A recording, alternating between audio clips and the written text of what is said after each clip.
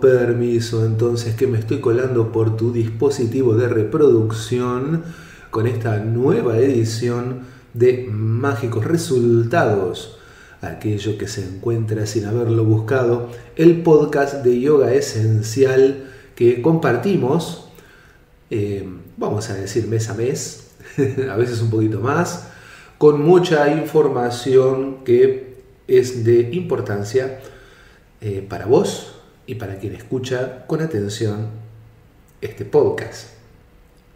Una edición que realmente viene con contenidos muy variados. Tenemos algunas sugerencias de ICA, cosmética natural, que vamos a escuchar en breve. Y tenemos una nota que ahora después te voy a contar con quién la realicé.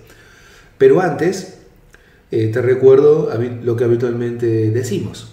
En Yoga Esencial estamos abriendo las actividades del mes de mayo, donde te proponemos todas las prácticas de yoga, las que estás buscando, ya sea las habituales de Hatha Yoga, como también las de Pranayama, meditación y Nada Yoga.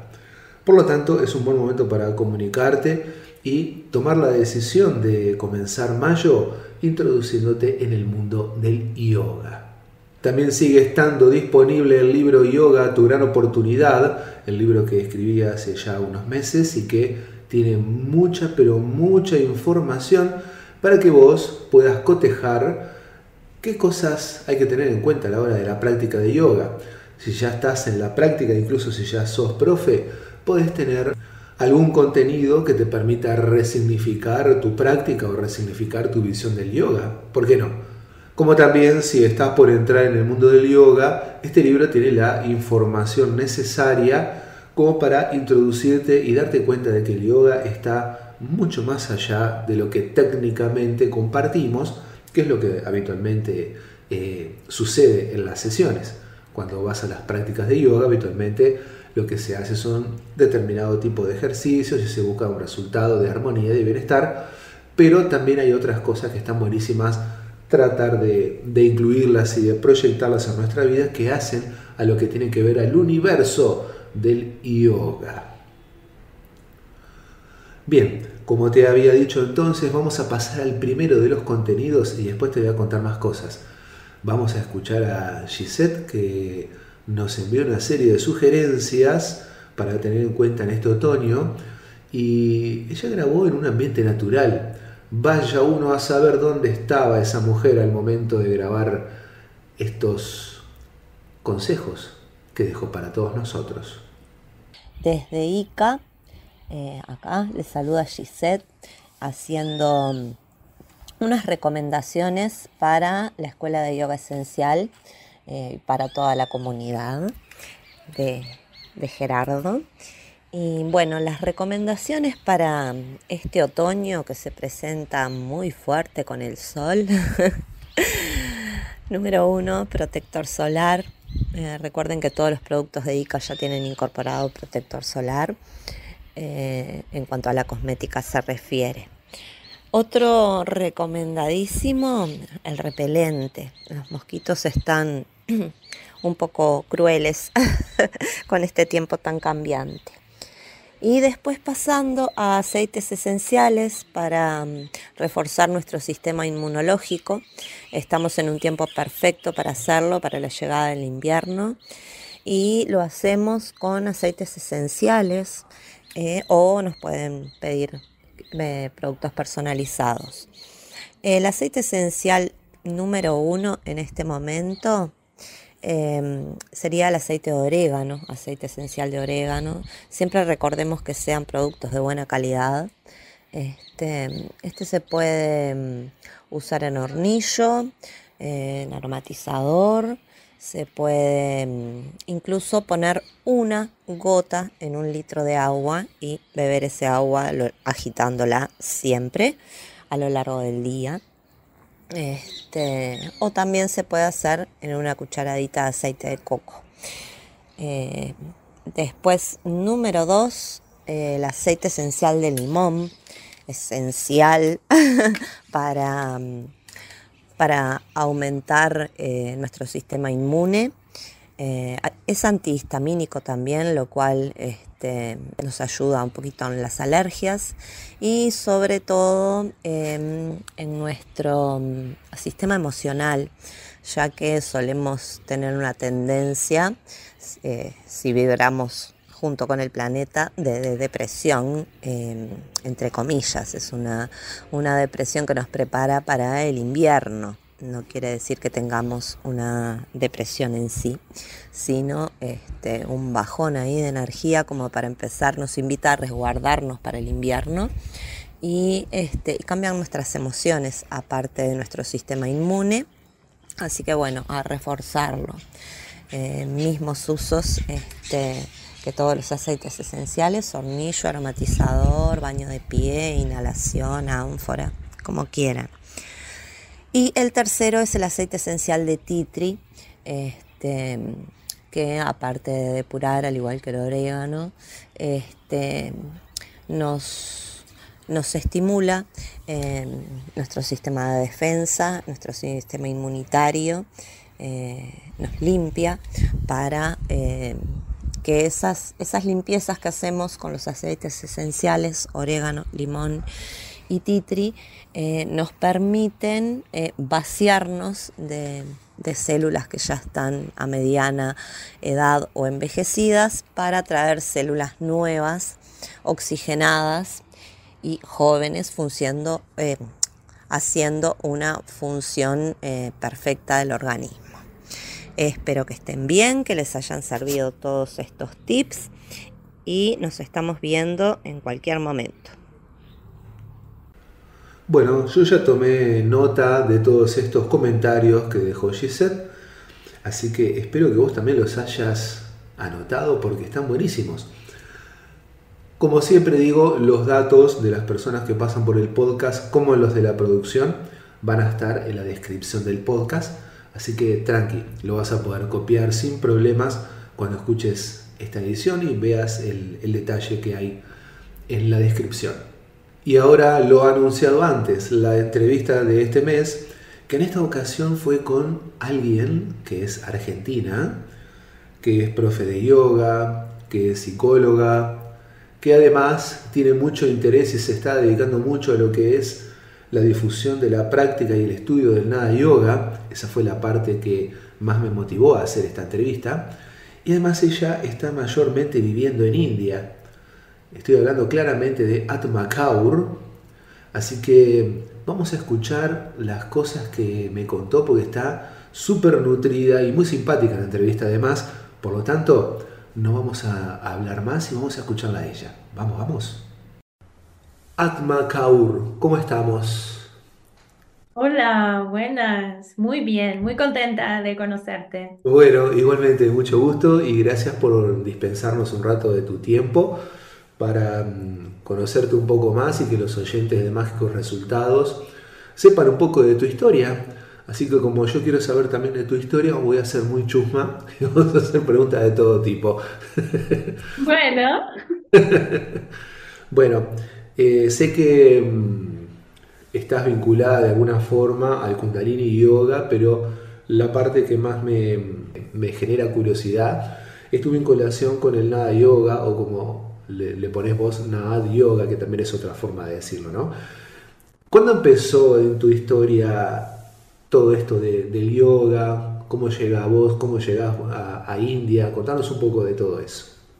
bueno, te cuento un poco cómo una cosa fue llevando a la otra y de pronto terminé en India estudiando con canto con un señor de turbante. Bien, ahí está, todo eso queremos saber. Bueno, yo mi profesión de origen es la psicología, el psicoanálisis.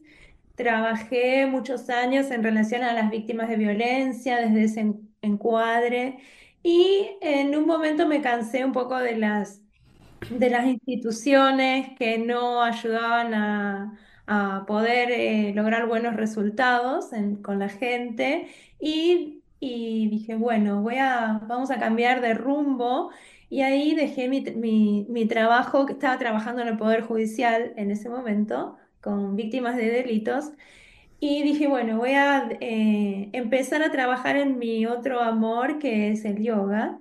Y Ujú. empecé a dar clases de yoga en mi casa. Todos me dijeron, estás loca, ¿cómo vas a dejar tu trabajo y dedicarte a algo nuevo? Pero fue muy, muy lindo porque sentí que mi corazón iba más por ese lado. Estamos Eh, hablando que todo esto es en Argentina, ¿verdad? Que nos olvidamos de decir que vos estás ahora en sí. Buenos Aires, yo estoy en Montevideo, estamos vía Zoom.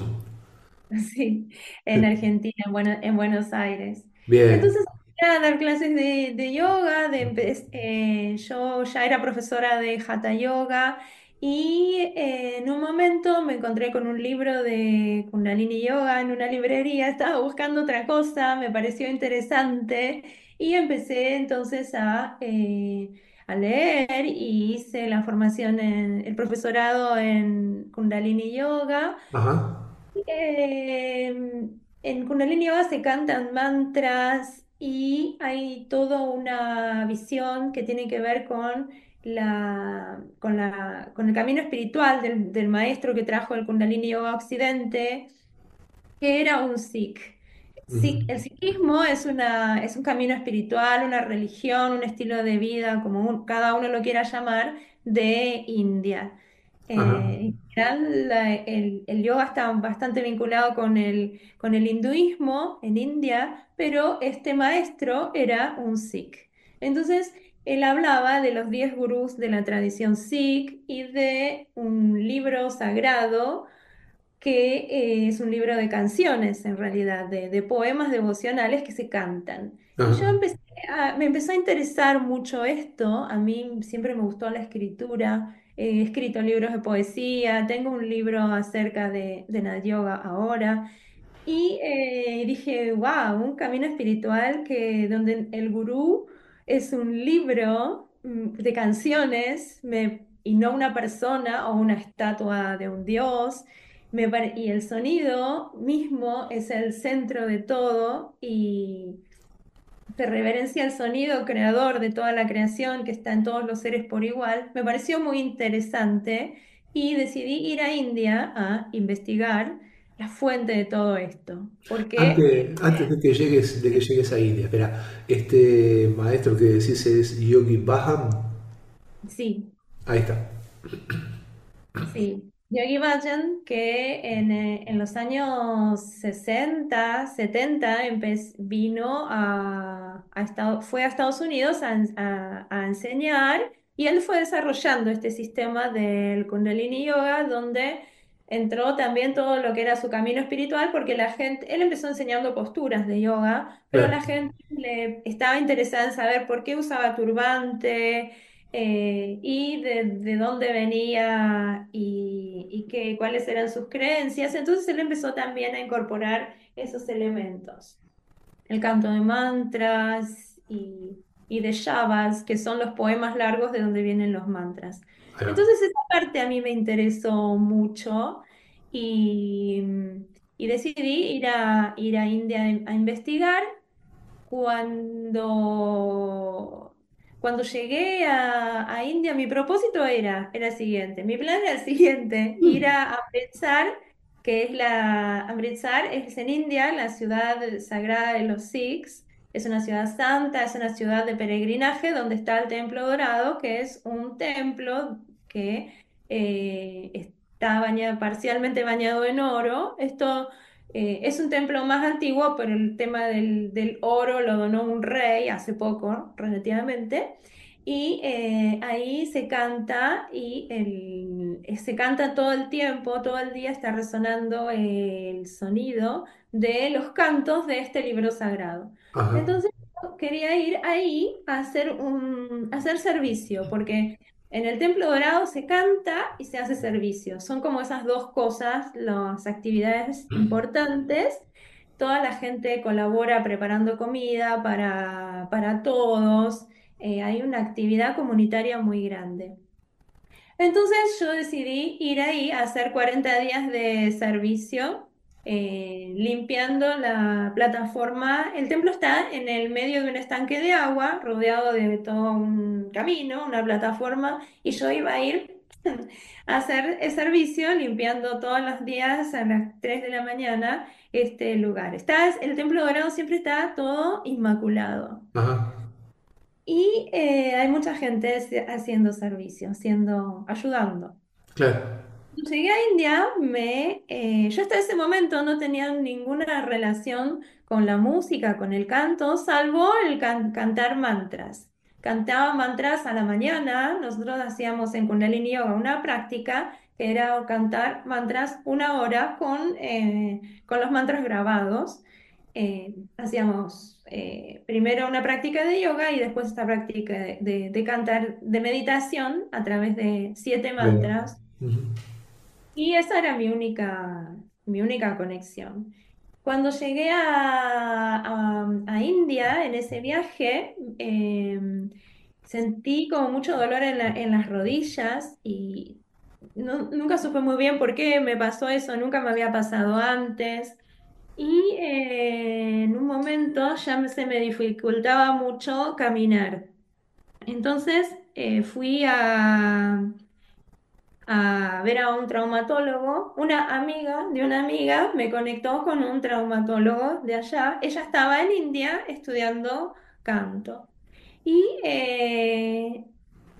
el traumatólogo me dijo que no iba a poder caminar por una semana porque tenía el líquido sinovial derramado en las rodillas Ajá. y que bueno, no iba a poder hacer nada de lo que había ido a hacer.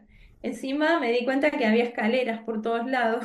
Sí, sí, sí. Todo era muy difícil. Entonces esta amiga de mi amiga se ofreció a hospedarme en su casa y a cuidarme.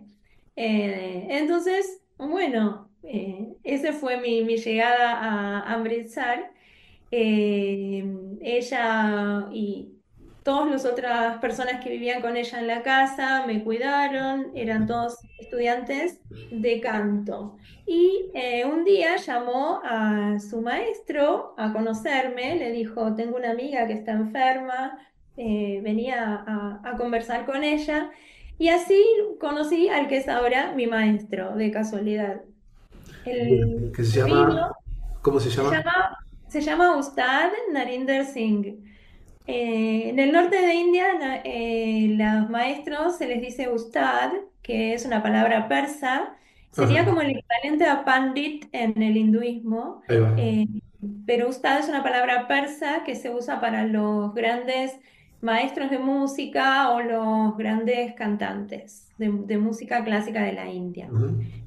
Entonces, bueno, él me hizo un par de preguntas y me empezó a hablar de mi vida y sin que yo le hubiera dicho casi nada. Mira. Y sí, y cantó para mí, para la sanación de mis rodillas, se puso a cantar. Y para mí fue muy increíble porque era la primera vez que yo escuchaba cantar música de la India, que es el sistema de los ragas, donde hay mucha improvisación con notas y hay una conexión muy profunda con el sonido natural de uno. Y bueno, otro día él fue a esa casa a dar clases, a veces daba las clases ahí, él vivía enfrente y me dijo si quería participar de la clase y de todas maneras yo no me podía ir porque no podía caminar Un lío. todavía. Sí, así que la clase estaba ocurriendo alrededor mío, así que mejor que me sumara. Y al final de la clase, él le dijo a cada uno de los estudiantes que repitiera una frasecita que él cantaba, unas notas. Y cuando llegó a mí, me hizo cantar unas notas muy sencillas porque yo ni siquiera era nueva, estaba ahí, digamos. Claro. Y después que canté, él le dijo, se quedó como pensando. Y le dijo a todos, me preguntó, ¿cuál es tu comida favorita? Y yo estaba tan nerviosa, yo era muy tímida en esa época y estaba tan nerviosa que no se me ocurría nada de comer, no se me ocurría. ¡Qué momento! El vacío absoluto. No se me venía a la mente ninguna comida para decir. y de los nervios que tenía. Y finalmente dije el helado, no sé cómo me apareció. Menos mal que no me apareció un, no sé, un choripán o algo Claro, así, claro. Un bife de chorizo. porque allá son vegetarianos. Y no, entonces dije helado, entonces él dio, mi maestro es muy como que le gusta crear climas en las clases, entonces creó así un poquito de suspenso, se quedó callado y después les dice a todos, les dijo a todos, bueno, todos tienen que comer helado, todos tienen que comer lo que come ella porque ella es la que cantó muy bien, cantó con más sentimiento que todos ustedes y ¡Oh! ahí me odiaron todos, por supuesto. Dijeron, ¿quién es esta? ¿De dónde la sacaron? Claro. Y, y entonces él me dijo, me propuso si quería estudiar con él, que, eh, que tenía que ir 2 veces por día a clases. Entonces yo que pensaba viajar por India y conocer un montón de lugares, le dije que sí y terminé 1 mes y medio con clases de música con él. Cuando yo Muy me sentí mejor, me fui a vivir al templo, que era como a media hora de ahí, y entonces todos los días tenía que ir y venir cruzando toda la ciudad, que viste cómo son las ciudades en sí, India, sí, sí, sí. tránsito, Sí. con motos, autos, tractores, porque es una zona agrícola, vacas, de todo. Así que, y yo nuevita ahí no entendía nada, así que 2 veces por día tenía que cruzar la ciudad. Las clases, por supuesto, no eran cuando él decía, bueno, hay clase a las 3, por ahí la clase era a las 5. Él, él es una persona que cuando uno le dice, pero no puedes respetar un horario, él dice, no, yo soy un artista. Entonces las clases ocurren más o menos cuando él lo siente. Sí, claro, claro. Entonces mi vida era bastante difícil, pero empecé a amar mucho ese momento de cantar y empecé a aprender con él. Cuando Eh, llegaste a India, ¿fuiste derecho a esa ciudad o caíste primero en Delhi? Fui a Delhi, llegamos primero a Delhi, yo estaba con una amiga que también es profesora de yoga, de Kundalini Yoga para niños, y llegamos a Delhi. Y en Delhi yo ya ahí empecé a tener problemas para caminar y nos fuimos enseguida a Amritsar. Amritsar es una ciudad que queda a 5 horas de Delhi en tren Mm. o los vuelos son 45 minutos. Está cerca de Delhi. Es una ciudad de 3 millones de habitantes que uno podría decir es una ciudad grande, pero en realidad tiene funcionamiento de pueblo. Es como un pueblo de 3 Claro, claro. millones de habitantes. Un pueblo grande. Un pueblo grande, no tiene edificios, no tiene estructura de ciudad. Cuando llegaste a India, ¿cuál fue tu primera impresión? Esa vez, claro, porque después seguí yendo ahí de eso hace como 15 años y yo ahora casi que vivo en India. Así Mm. que en ese momento India era muy diferente de ahora. Había un choque mucho más grande, el aeropuerto era muy precario. Salías del aeropuerto y una horda de personas te venían a ofrecer taxis, hoteles y me acuerdo que los baños del aeropuerto eran letrinas, estos baños que son un agujero en el Sí, piso. sí, sí, sí. Entonces era como que ya de entrada bajabas del avión y te tenías que adaptar a una situación totalmente distinta, Distinta. muy chocante. En Delhi hay toda una tradición de gente que te aborda así para ofrecerte cosas, pero muchos son engaños y te llevan a oficinas de turismo falsas. Entonces, en ese momento, nosotras una amiga de otra amiga de mi amiga, nos alojó en su casa. Era una chica, no sé por qué estaba en India, ya no me acuerdo.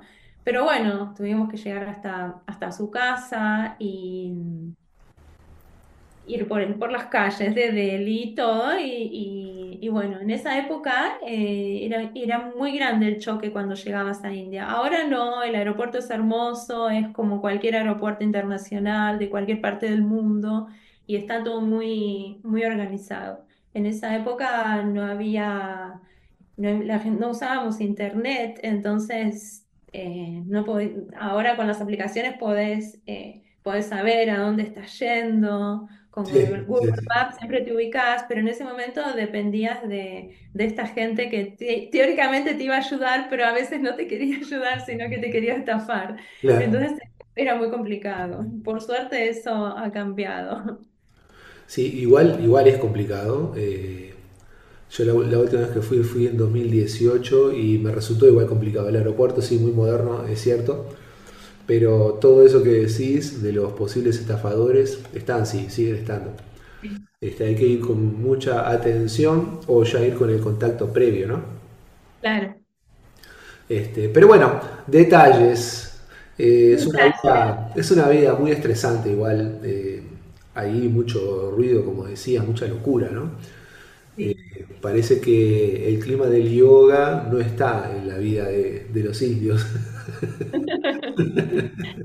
Están Sí, los templos, están los sí, templos. están las polaridades Sí, sí. en los dos polos. Hay contrastes muy fuertes. Sí, sí, sí, sí, es impactante así para nuestra conciencia, nuestro estado mental, digamos que imagínate, yo vivo en el centro de Montevideo y no tiene eh, tanto ruido como por ejemplo, no sé, las calles de Varanasi, o sea, la diferencia sonora es terrible. Sí. Pero bueno, de todas maneras uno gusta de ir a recorrer y pasar por la experiencia y caer a conocer personas como esta que vos conociste. Claro. Y en la primera clase que tuviste con este maestro, ¿recordás algo en particular? La primera clase fue así como te conté, era todo muy misterioso para mí, yo no entendía mucho de qué es lo que estaba pasando, Claro. y escucharlo cantar a él y él en el método tradicional, el maestro canta frases y el alumno las repite, o sea, todo el grupo de alumnos las repite como puede. Y y yo lo que sentía era como un viaje. La música, el sonido, tiene esta propiedad y esto es la esencia de lo que llamamos Nad o Nada Yoga, que atrae a la mente y la mente se absorbe en el sonido. Entonces uno sentía, escuchándolo cantar a él y cantando con él, y sigue siendo así para mí y para todos los alumnos que tiene que vienes de todas partes del mundo, es como un viaje, es como que te vas y te olvidas, te perdés la noción del tiempo y este sonido te lleva a un lugar de calma donde vas pudiendo empezar a escuchar quién sos, a escuchar como internamente cómo estás y, y eso para mí fue así como un imán que me atrajo muchísimo y esto que encontré de casualidad se terminó transformando en el centro de mi vida con los meses, con los años. ¿Cómo podemos, para ir entrando en temática, ¿no? Un poquito más, más fina, cómo podemos definir para quien no conoce el Nadi Yoga? La yoga uno lo puede definir de muchas maneras, como tiene la palabra yoga que indica que es una práctica donde donde se persigue un objetivo que es la unión, que es encontrar quiénes somos realmente, como en todos los yogas. En el Nad Yoga se usa el sonido. Nad se podría definir de muchas formas. A mí me gusta decir que Nad es la melodía del universo. Es esta forma de concebir el universo como sonido, como el sonido es la forma más burda de la vibración. La vibración es sutil y en India se cree que el universo comenzó como una vibración. Algunos lo llaman esta vibración Nada Brahma y como es que fue como una semilla. Y de esta vibración se empieza a expandir y se van creando todas las manifestaciones, todos los sonidos, todos los colores, todas las formas, todos los seres, toda la infinita diversidad. pero la fuente de todo esto es un sonido. Entonces, en el Nad Yoga nos conectamos a través de nuestro propio sonido, a través del sonido de la voz, que es algo que todos tenemos, nos conectamos con ese sonido a través de la escucha y la escucha nos ayuda a concentrarnos y así podemos meditar en ese sonido. Y la práctica son todos ejercicios de canto que llevan a ese estado de meditación, donde nos unimos al sonido creador del universo y así también nos unimos con todos los seres, porque ese sonido está en el corazón, es la esencia de cada ser. Eh, Entonces, dos partes distinguimos, por lo que vas diciendo, del Nada Yoga, ¿no? Del Nada Yoga. Tenemos la parte del canto propiamente dicho, o de la emisión del sonido, pero también tenemos una parte de escucha, ¿no? Este, y la escucha y la emisión son los que van tomando entonces la mente y la van de alguna forma transformando. Vamos por ese camino. sí, exacto, es así. Bien. Es importante, la escucha es algo súper importante que es como la clave para mí, porque es como lo que diferencia el canto, lo que llamamos canto devocional, que es el canto de mantras, del canto común, porque mi maestro dice que la escucha es el 90% de cantar. Escuchar no es algo a lo que no estamos muy acostumbrados, porque siempre estamos atrapados en los estímulos externos, en todos los ruidos en todo lo que pasa afuera y también en todos los ruidos de nuestra mente.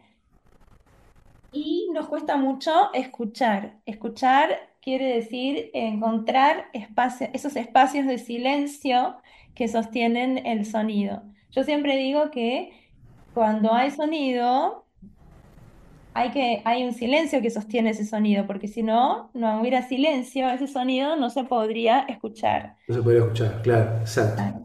Yo, por Entonces, ejemplo, buscamos conectar con ese silencio a través de la escucha. y le sumo a esto que hay distintos tipos de mantra también, ¿no? O sea, hay mantras védicos, hay mantras de otras tradiciones.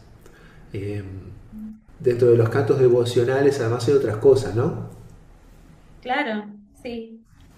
Porque imagínate toda esta tradición del canto y del sonido consciente para evolucionar.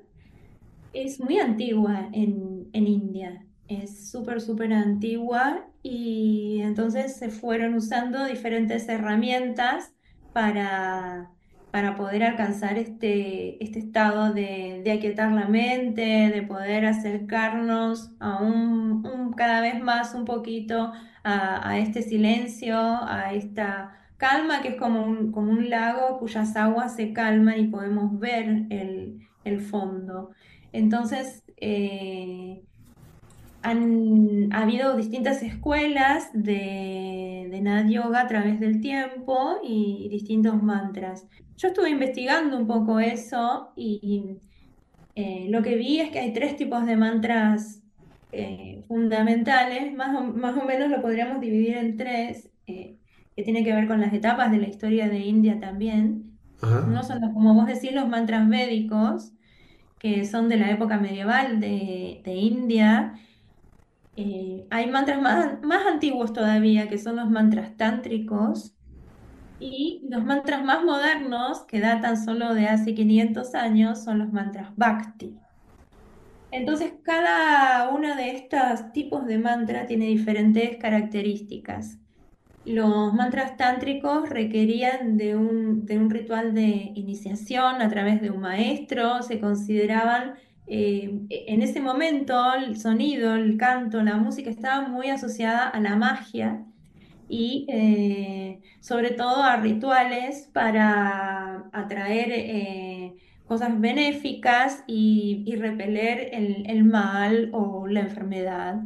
Y los mantras se usaban asociados a yantras, que son figuras geométricas, y eso todavía eh, ese tipo de mantras son un poco los mantras del budismo, que es muy antiguo en India. Ajá. Y se pueden, no los vas a poder encontrar tanto en India, porque en India ya yo creo que no hay casi budistas, salvo en la zona donde nació Buda, en Bodh Gaya. No es una religión que la gente practique en India. Entonces, pero sí los puedes encontrar en países como Nepal, en Tíbet, en Bután, en ese tipo de países donde emigró, digamos, el budismo que nació en India y se fue para esos países. Ahí puedes encontrar muchos de estos mantras, que son muy, pero muy antiguos. Después, los mantras védicos tienen que ver con están codificados en los Vedas, y el tema con los mantras védicos es que estuvieron reservados, son en sánscrito y han estado reservados a los brahmanes. Los que tienen acceso a estos mantras son los sacerdotes, que son los brahmanes, que es la casta más importante. Ajá. Entonces, todo eso, hoy en día, cuando alguien quiere hacer un ritual para honrar a sus ancestros o para cualquier cosa que uno necesita mejorar en la vida, llama a un brahman que viene a tu casa, o vos vas a su lugar de trabajo, digamos, o a un templo hindú, y ahí se hacen rituales, y este sacerdote recita mantras en sánscrito, pero no, vos no estás como participando, sino que estás como contratando sus servicios. Y le estás Esto, escuchando, digamos. claro, estás escuchando, estás participando de esa manera, pero hubo todo Los mantras los mantras védicos se volvieron muy elitistas y estaban totalmente fuera del alcance de la gente de clases bajas. Una persona, hay muchas historias en India acerca de esto, a mí me gustan mucho las historias. Por ejemplo, tenemos a Kabir, que es un representante de los mantras Bhakti, de los mantras más modernos. Ajá. Kabir nació y vivió en Varanasi toda su vida, y en un momento había unos brahmanes bañándose en el río Ganges, y Kabir, que era tejedor de una familia de tejedores, o sea, lo que es considerado ser una casta baja, que trabajan con sus manos. Él entra en el río y llena su vaso de madera muy simple, y se lo da de beber a los brahmanes. Y los brahmanes se enojan porque dicen, ¿cómo esta persona impura quiere que tome agua de su misma copa y de su mismo cuenco?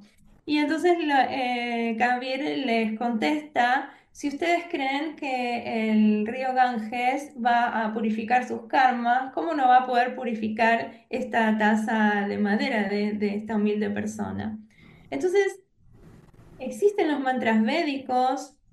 Los mantras védicos son más que nada recitados, y tienen que ser muy precisos en la pronunciación, porque se cree que la repetición de un mantra védico va a producir que emerja la forma de esta deidad a la que se refiere el mantra. Por eso dicen, si repetís este mantra tantas veces, va a aparecer Rudra, que es una forma de Shiva, etc. Eh, lo que produjo este sistema de los mantras védicos es este problema, que los mantras quedaron reservados a los brahmanes, que son monjes y que son la casta poderosa de India. Y todas las demás personas, de alguna manera, eran discriminadas y no tenían ningún acceso. Se dice que si alguna persona de casta baja por error escuchaba un mantra védico, había que echarle plomo derretido en los oídos, porque era como una ofensa, era como una infracción.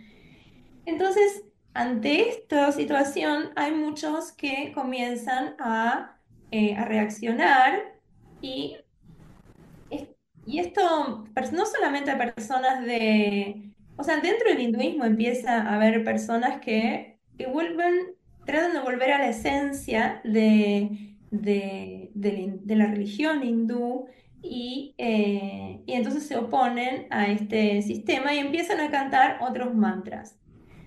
En el siglo XV, este movimiento Bhakti se vuelve muy fuerte, un poco por la coyuntura histórica. India estaba siendo invadida por los mogoles, había sido invadida muchos años por los afganos y en el siglo XV vienen los emperadores mogoles y que también empiezan a discriminar, a querer que la gente se convierta al Islam. Y entonces la gente empieza a entender que el acceso al sonido tiene que ser para todos. Y se empiezan a oponer tanto al sistema muy brutal que había de obligar a la gente a que sea de religión islámica, y también se empiezan a oponer a los sacerdotes brahmanes que no dejaban a la gente acceder a la meditación a través del sonido. Entonces empiezan a sacar a los mantras de los templos y los llevan a las calles. Y empiezan a cantar mantras simples para que todo el mundo los pueda cantar. Y para ellos el mantra no es como una cosa poderosa que es de acceso a unos pocos, sino que el poder no está en el mantra, sino está en tu propia concentración. Cualquier mantra que vos cantes con todo tu amor y con toda tu concentración va a producir su efecto. En Ujú. cambio, si hay un mantra que es que lo venden, que es como que es muy sagrado, es muy importante, que solo es para algunos, pero vos ponele que lo obtengas, pero lo cantás sin concentración, eso no va a No dar pasa ningún. nada, claro, claro, es neutro. Ujú. Entonces, este movimiento es el movimiento Bhakti, y dentro de este movimiento Bhakti está Kabir, como te decía, Ravidas, Namdev, muchos santos de India, de castas bajas. Y también están los 10 Guru Sikhs, que es el primer gurú, que es Guru Nanak, es un gran exponente de este movimiento Bhakti. Y él también entonces propone a la gente que canten eh, para iluminarse, que mediten a través del canto y que hagan servicio y que sean buenas personas. Y propone un estilo de vida muy simple que no tiene que ver con las castas, que no tiene que ver con cosas específicas como rituales o como ofrendas, donde ya había como una gran burocracia en esto. Claro. Sino, él dice, no se necesita, todos los del movimiento Bhakti dicen, el creador es sonido y es tu amado porque todo el tiempo te está dando con amor cada respiración de vida. Entonces, cantale con agradecimiento, con amor en tu corazón, y no necesitas ningún intermediario, ningún sacerdote que te dé permiso, porque él ya está dentro tuyo, está en cada una de tus células. Entonces tenés todo el derecho y podés conectarte con él sin ningún intermediario. Y este movimiento Bhakti, donde están los gurús, es, digamos, el lugar por donde yo conecto con los mantras también, y por eso me gusta vivir en India, en Amritsar, en esta ciudad que es la ciudad de los gurús Sikhs, donde todo el tiempo están resonando cantos, pero desde este punto de vista, para empoderar a la gente, para que medites, vayas hacia adentro y conectes con tu propio poder. Cuando hablamos de canto bhakti, ¿estamos hablando de qué forma? ¿Estamos hablando, por ejemplo, de kirtans? ¿O estamos hablando solo de mantras? Eh, ¿O estamos hablando de alguna otra forma? Puede ser, el canto de Kirtan es el canto devocional grupal que se puede hacer por las calles. En India hay muchas procesiones. Acá también tenemos los amigos Hare Krishna que Sí. le cantan a Krishna libremente, desde su corazón. Y incluso en una clase de yoga, cuando uno se pone a cantar, cuando nos ponemos a cantar en grupo un mantra, también estamos haciendo kirtan. Ahora hay muchas diferenciaciones. Podemos decir que estamos en el terreno del Nat Yoga, del Bhakti Yoga, que es el yoga de la devoción a través del canto, en el Kirtan Yoga, Mantra Yoga. Ahora se habla mucho de todas estas diferencias, pero en realidad se refieren a lo mismo, yo creo. Sí, aparentemente todo eso son formas sonoras, así que en mi opinión yo concuerdo contigo que podríamos englobarlas todas dentro de Nada Yoga o Nada Yoga y funciona muy bien. Sí. Eh, Leí en tu propuesta de formación que hay una parte del programa, vos corregime si me equivoco, donde se habla de las formas de Nada Yoga y Laya Yoga. Eh, ¿Cuál es la relación que encontraste entre ellas? Porque la Laya Yoga está difícil encontrar información y buenas fuentes de todo eso. Claro, para mí Laya Yoga también es una parte es una parte fundamental del Nat Yoga. Para mí Claro. Laya es el proceso de Laya es la forma en que el Nat Yoga funciona, porque Laya es la disolución de la mente en el sonido. Hay una historia que en India que lo explica un poco. Dice, los cazadores antiguamente iban al bosque a buscar sus presas y llevaban un instrumento musical que se llama Khandere de Saj. Saj es instrumento. Yo no encontré nunca la descripción, por ahí era como me lo imagino como una flauta, un instrumento de viento Ajá, capaz. No bien. sé qué instrumento era, pero ellos llevaban un instrumento y antiguamente sabían, ellos mismos estarían conectados con la música y sabrían qué notas tocar. Y esto producía una fascinación en los animales que se acercaban a ellos olvidando todas las precauciones. No podían resistirse al sonido de este instrumento, los venados, por ejemplo, los ciervos, y entonces caían bajo las flechas del cazador. Ajá. Lo que dice mi maestro es que en realidad no es que eran tontos y no se daban cuenta que iban hacia un peligro.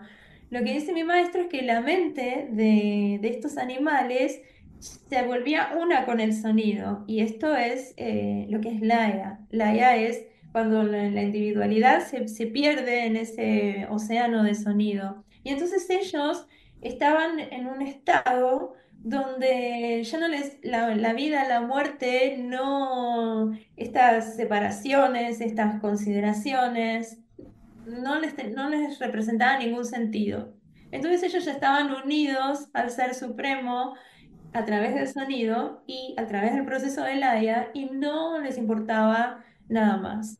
Y en muchos de estos cantos de los 10 Guru Sikhs y de Kabir y de los cantos Bhakti se habla de esto, de fomentar un estado de tanta concentración, de tanta absorción y tanto amor que ya no te importa nada más. Como cuando uno está enamorado y no le importa nada, nada más que correr hacia el amado. Y esa es la forma en que yo entiendo Laia. Bueno, ¿y crees que haya una persona que logra hacer eso? Con humanos, digo, no con animales, con personas a través del canto. Difícil, ¿no? Está difícil. Estamos en una época, viste que en la filosofía india se habla de los yugs, de los Yo digo, sí, yugs. de las eras. Ujú. Claro, y estamos en la era de Sat Yuga, en la primera era muy fácil meditar. La gente espontáneamente meditaba y conocía qué era lo verdadero y qué era lo falso. Y ahora estamos como en el polo opuesto, muy pegados a lo material, y cuesta mucho saber qué es lo verdadero y qué es lo Ujú. falso, ¿no? El oro verdadero de todas estas cosas brillantes que nos atraen y corremos atrás de las cosas que son perecederas y que son falsas. Claro. Entonces está difícil, dicen que de una gran cantidad de gente, de millones de personas, por ahí una logra, eh, logra llevar a cabo este proceso de desapegarse de lo material, de lo mundano, que tiene esta cualidad de que es Maya, ¿no? Que nos atrapa, nos deslumbra y nos hace prisioneros. Es muy difícil escapar de esa prisión hoy en día, pero lo intentamos y yo creo que ya al intentarlo ocurren cambios que nos hacen vivir mejor. Sí, muchísimo, muchísimo, muchísimo.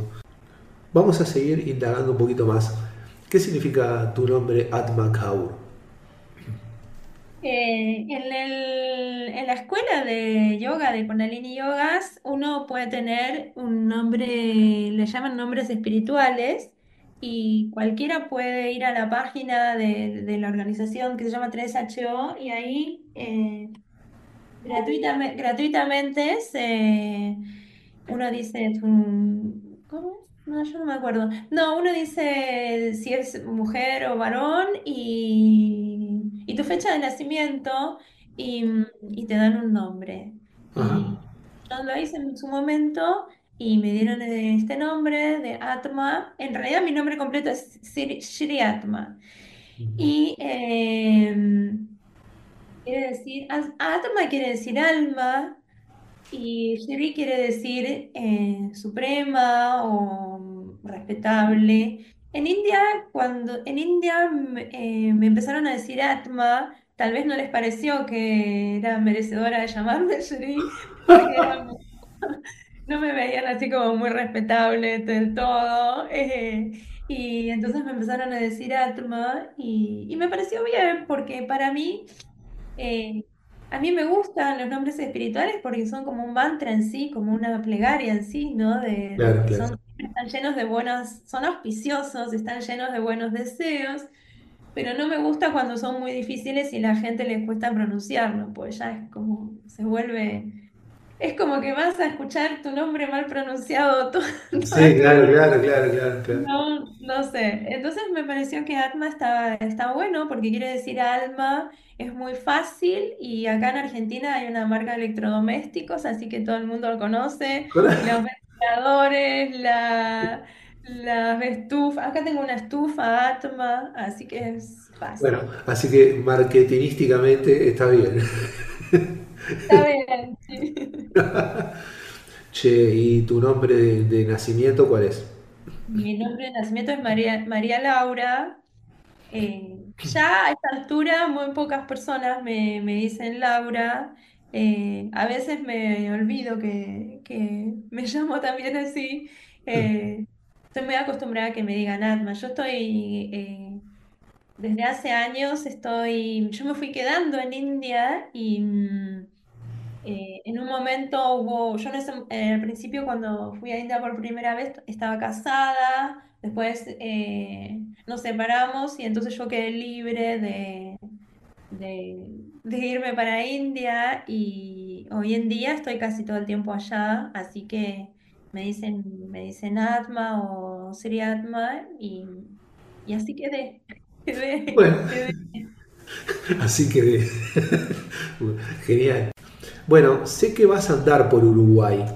Eh, Parecería ser, según algunos pajaritos que cuentan cosas, vas a estar en junio haciendo un retiro en la zona de La Paloma. Contanos un poquito de esa experiencia, cómo va a estar, qué vas a hacer, cuál es la propuesta. Yo estoy súper feliz porque siempre me ha gustado mucho Uruguay. Cuando yo trabajaba en el Poder Judicial y tenía mis vacaciones formales, me iba siempre, soy muy del Cabo Polonio, era así fan del Cabo Polonio y de Rocha, desde las primeras épocas cuando todavía había muy poca gente que iba. Así que amo mucho Uruguay. El año pasado hicimos un retiro en Maldonado y este año en La Paloma, más para el norte, que me encanta. Así que va a ser hermoso encontrarnos básicamente a cantar, a, a convivir, a practicar yoga y el centro es el sonido. Esta práctica de Nat Yoga que nos lleva a escucharnos, a ir hacia adentro. Y, y bueno, así que ya hay varios que se anotaron y va a ser a mediados de junio, así que estoy segura de que va a ser hermoso. Y a mí que 13 enseño al 15, para ser preciso, 13 al 15 de junio. 3 al 15 de junio. Mi amiga Claudia lo está organizando, que es muy genia, así que va a ser hermoso. ¿Y qué personas podemos invitar? ¿Es abierto a cualquiera o tenemos que ser profes de Sí. yoga? No, no, es abierto a todos. A mí me gusta mucho enseñar a todos. Yo creo que un poco creo que esto que a lo que me estoy dedicando ahora, que es a cantar y a enseñar mantras, desde los mantras Bhakti, desde el Nat Yoga, desde la música clásica de India, yo lo que siento es que tengo como una misión de hacer llegar esto a todos. Me ha costado muchos años poder explicar lo que estaba haciendo en India. Yo no sé, es como te decía al principio, uno al principio no siente como esta fascinación, canta, practica, pero no sabe, como yo tengo un profesor que es tradicional, del método tradicional, no te explica mucho, no hay libros, no hay nada. Entonces vos no sabés muy bien qué estás haciendo. De pronto empezás a atar cabos a lo largo de los años y yo ahora siento que lo puedo explicar con palabras simples y eso me da mucha alegría porque yo siento que es patrimonio de todos, no es para profesores de yoga o personas que sepan, no necesitas ningún conocimiento. Todos tenemos el cuerpo que está diseñado como un instrumento musical, todos tenemos una voz única y todos podemos meditar a través de nuestro propio sonido, que es un acto muy íntimo de amor a nosotros mismos. Entonces, eso es lo que yo estoy cultivando ahora. Ni siquiera pretendo enseñar música clásica de la India como formalmente como la aprendemos en India, sino jugar con esos sonidos. Ni siquiera les digo ya notas musicales. Son sonidos sagrados que entrenan y resetean nuestro cerebro para que podamos vivir de una mejor manera, desde un estado de calma, desde un estado de creatividad, pudiendo tener esta herramienta que ya tenemos, porque los niños chiquitos producen sonidos, cantan espontáneamente, y se trata un poco de volver a eso, y de eso se va a tratar también el retiro, cómo sanar física y emocionalmente a través de este sonido que ya tenemos y que por qué no lo vamos a aprovechar, ¿no? Obviamente, sí, sí, sí. Eh, Pienso que no vas a trabajar tampoco mantras complejos, o sea, si No. se abierta a todo el público va a ser una cosa bien accesible, ¿no? Sí, eh, hay una práctica que es la práctica fundamental que hacemos con una nota, cantamos con el sonido de la tambura, que es un instrumento de cuerdas que produce un dron, que es un sonido siempre igual, y cantamos con ese sonido y siempre volvemos ahí. El primer paso es aprender a cantar en forma relajada y a escuchar nuestros propios sonidos. Y de ahí, vos sabes todas las cosas que surgen. Todo el camino está ahí, aprendiendo a relajarnos, a no cantar desde el esfuerzo, no tratar de hacer nada, dejar que el sonido aparezca y resuene y escuchar, concentrarte, ir hacia adentro a través de ese sonido. Eso es básicamente todo. Ni siquiera tratar de cantar lindo, es simplemente No. hacer el sonido. Acá sabes que también hacemos formación de nada yoga y coincido mucho contigo en que es muy difícil de explicar porque es una cosa extremadamente sutil. Y yo, por ejemplo, he logrado hacer algún tipo de explicaciones a partir de mi otro conocimiento en yoga. O sea, he atado cabos, muchos, como decís vos también, y en función de experiencias y de encontrarme con algunos textos que me han ayudado mucho a reflexionar sobre el tema, se puede lograr hacer algún tipo de explicación, pero nunca se puede terminar porque mismo en India tampoco, como vos decís, no te explican demasiado, ¿no? Es como que todo esto te dice, bueno, mira, eso es así, tomá, arranca por acá, es A, no sé cuánto, y ahí exploralo, ¿viste? Exploralo, jugate vos, sentí tus estados, medita con ellos y trata de buscarle una explicación, ¿no?